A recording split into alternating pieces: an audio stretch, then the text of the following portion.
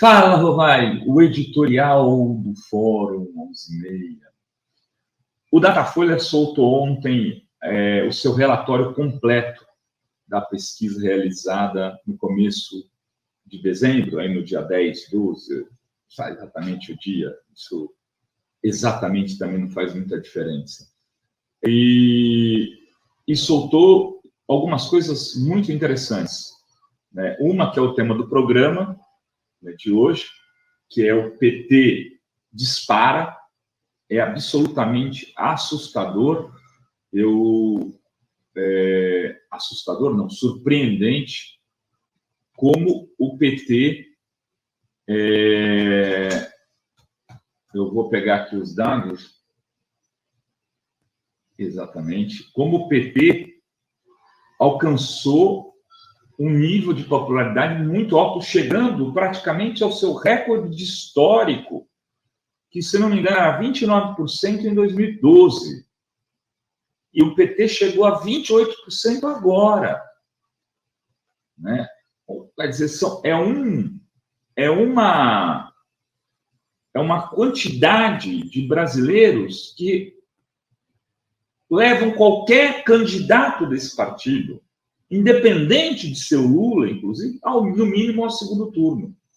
Porque se 28% da população brasileira se diz petista, e vejam, os outros partidos, é uma diferença avassaladora.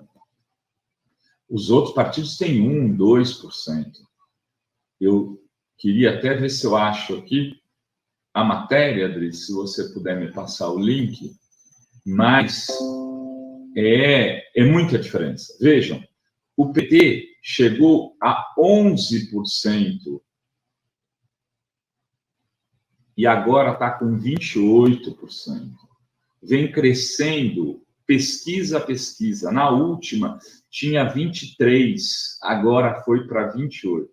Então, esse é um dado significativo, uma excelente notícia para o campo progressista, em especial para a candidatura Lula. Porque é uma consolidação de voto, né, que provavelmente aparecerá na pesquisa espontânea. Se 28% se diz petista, a identificação com Lula é algo absolutamente natural. Então, 28% no mínimo, 30%, vão votar no Lula no primeiro turno. Esse é um voto consolidado. O Lula no segundo turno é algo que não se discute mais. Agora, quer dizer, e aí eu brincava aqui com vocês, antes de começar o Fala Rovai, que os colunistas, como a Thaís Oyama escreveu no dia 10 de outubro de 2020, há exatos 1 ano e 2 meses, que o PT seguia firme rumo ao fim, deveriam, pelo menos, fazer uma pequena autocrítica e dizer, queridos, errei. Mas isso, infelizmente, não é algo que passa, em geral, pela ética dessa mídia humorista, golpista, né, lavajatista, que, como também tem outras referências, como a Vera Magalhães, que disse que o Lula não era player. Vejam bem, o Lula não era player e, por isso, não seria convidado no Roda Viva. Player era o Moro. Tem um outro dado que me parece muito importante de ser destacado. São as pesquisas em São Paulo. Em São Paulo, estado onde, em geral, o conservadorismo é muitíssimo forte. Havia saído já uma pesquisa em 3 de dezembro do IPESP, e no recorte de São Paulo, o Lula tinha 35% das intenções de voto. O Bolsonaro, 24%, o Moro, 12%, o Ciro e o Dória apareciam empatados com 5%, e a Simone Tebet com 2%.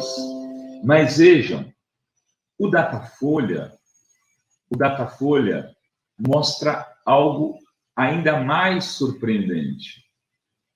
Cadê aqui a pesquisa? O Lula aparece com 40% dos votos. 40% dos votos. E eu vou pegar aqui a pesquisa para ler para vocês. O Bolsonaro, que é o segundo colocado, aparece com 24. O Moro, 13. O Dória, 8. Ciro, 6. Brancos e nulos, 9. Esse é o cenário onde só reúne os principais candidatos, né, para disputa. Aí tem um outro cenário, que é o Lula, 40, se mantém com 40. O Dória, o Bolsonaro, 22. Digamos, o cenário ampliado. Tanto faz que 5 candidatos ou 10, Lula tem 40 em São Paulo. Bolsonaro perde 2%, vai para 22%. Moro perde um pouco, vai para 11%. Dória perde um ponto, vai para 7%. Ciro vai para 6%. Simone Tebet, 2%. Rodrigo Pacheco, 0%. Alessandro Vieira, 1%. Felipe Dávila, 1%. E Aldo Rebelo, 0%. Lula tem 40% no estado de São Paulo, no primeiro turno, com 5 ou com 10 candidatos. O que isso significa? Significa que a candidatura hoje do Lula, ela já é mais sólida do que quando ele disputou a reeleição em 2006. Porque o Lula perdeu feio para o Alckmin em São Paulo, em 2006. Porque a Dilma perdeu feíssimo para o Aécio em 2012, em 14, em São Paulo. Porque perdeu feio para o Serra em 2010, também em São Paulo. Em geral, o Brizola dizia que São Paulo é o túmulo da esquerda, como tem essa história do túmulo do samba. E o Brizola não foi ao segundo turno da eleição de 89, porque teve 1% dos votos em São Paulo, e o Lula, que foi ao segundo turno, teve 16%, ficando aqui em terceiro ou quarto colocado. Quarto colocado, primeiro Collor, segundo Maluf, terceiro Covas e quarto Lula, em 89. Agora, o Lula parece sozinho com 40%. Um candidato que tem 40% em São Paulo tem todas as chances de vitória. Mas se esse candidato tiver uma votação muito grande do Nordeste, acabou a eleição. Se esse candidato ainda tiver boas votações no Rio e Minas Gerais, balbal Nicolau para os outros.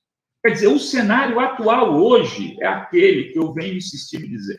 Vai para com esse raciocínio, mas eu não estou aqui querendo fazer análise política a partir da vibe de campo de futebol. É que os dados se impõem. Os dados se impõem. Eles são ultra favoráveis. Só uma tsunami política quebraria o Lula e o impediria de assumir a presidência da República em 1º de janeiro de 2023. Se ele mantiver, ele não precisa crescer mais.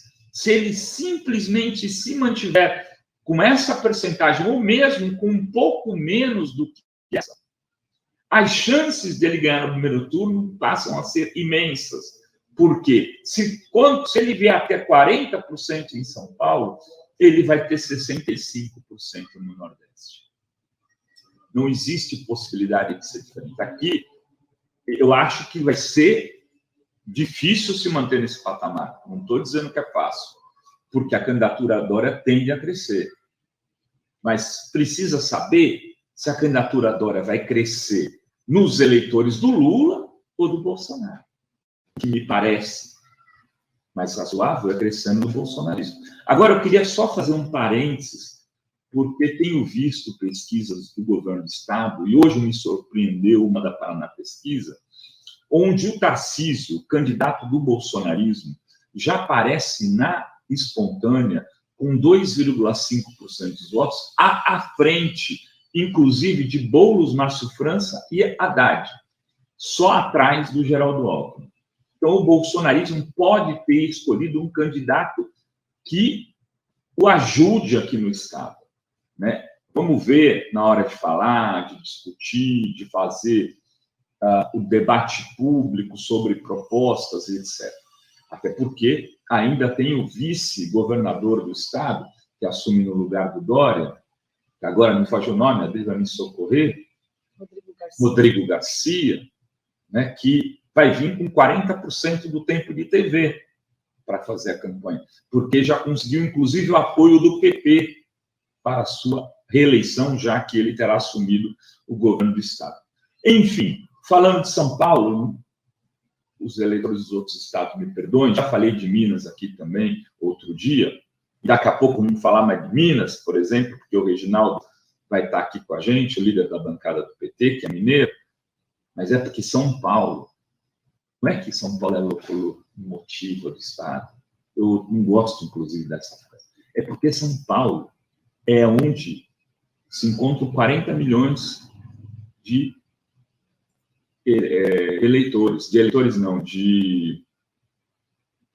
de habitantes, 45 milhões de habitantes, uma enorme quantidade de eleitores, na faixa dos 30 milhões de eleitores. Então, você tem ele como o estado de maior peso político eleitoral do país.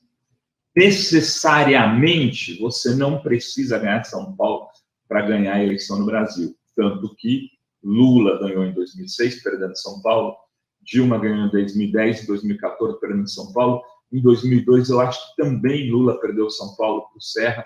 Ou seja, todas as eleições que o PT fez governo federal, perdeu em São Paulo. Não precisa, necessariamente, mas é bom ter, pelo menos, uma grande quantidade de votos. Era isso que tínhamos para hoje. Beijos, beijos e beijos a todas e todos.